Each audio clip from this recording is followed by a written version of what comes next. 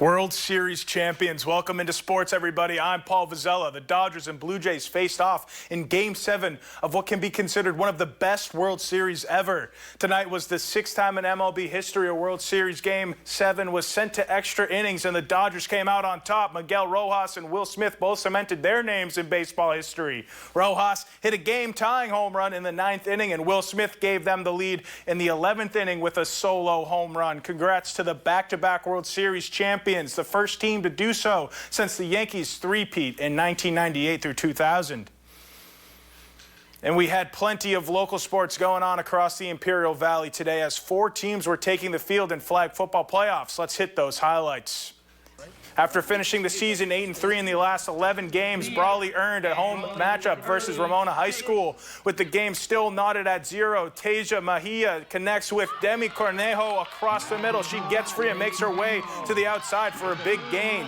Moments later, it's Yasi Reeves taking the direct snap and bursting upfield before getting stopped just short of the end zone. And it wouldn't take long for Brawley to get 6 as Mahia finds an open Evelyn Murrieta for a touchdown to the defensive side of the ball, and Brawley wasn't letting up any ground as Audrey Hauser shoots upfield and gets the stop in the backfield.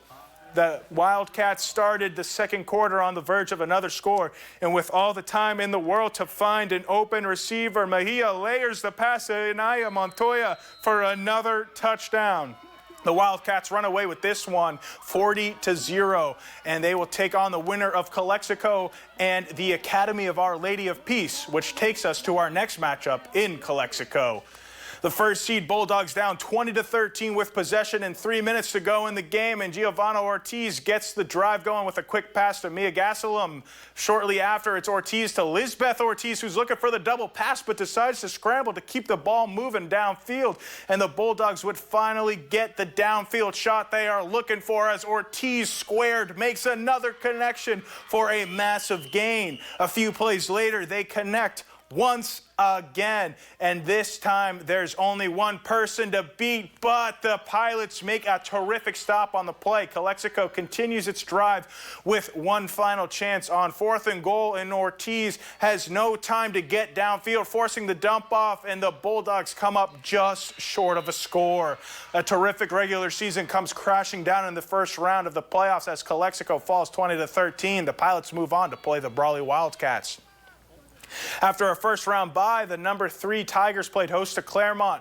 Down 14-0 in the second quarter, Mariela Barone rolls to her right and slings it to Clarissa Davila, who avoids defenders and teeters up the sideline for a 25-yard gain. A few plays later, it's Barone quickly getting it to Aiden Valenzuela up the seam for a chunk of yards. Later on in the drive, Barone takes the snap, tries to buy some time, and fires down the field to Addison Clark in triple coverage for a touchdown. And the Tigers have plenty of life, but Claremont responded with a couple of nice plays. This one, their QB finds her receiver, who cuts upfield and bolts for a easy first down. Arissa Garcia said that's enough of that as she charges into the backfield and gets to the quarterback for a sack before she's able to dump it off.